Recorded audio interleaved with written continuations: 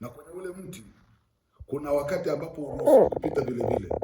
Kwa watu wamejenga hofu juu ya mti, wanapita kwa hofu kubwa, wanakaa kwa hofu kubwa mahali pale.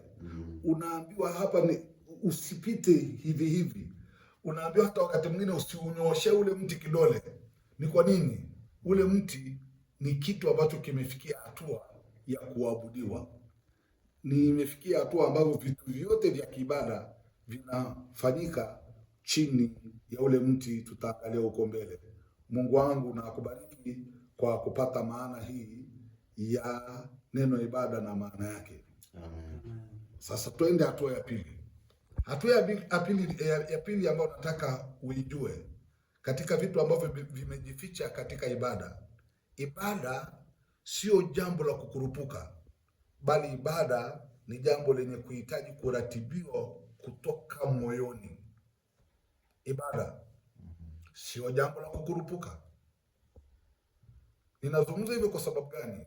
Ni watu wengi sana ambao wanatafuta kumfanyia Mungu ibada lakini hawajiandai. Ni watu wengi sana wanatafuta kufanya ibada lakini hawana mipango. Ni watu wengi sana wanaotafuta kufanya ibada lakini hawajijui zile taratibu na kanuni za kumfanyia huyo ibada wanayokwenda kumfanyia ibada. Kwa hiyo tunasema hivi, ibada sio jambo la kukurupuka, bali ibada ni jambo lenye kuhitaji kuratibiwa kutoka moyoni. Ni utashi au utaratibu uliowekwa na yeye anayestahili kufanyiwa ibada peke yake. Bwana Yesu asifiwe. Amen.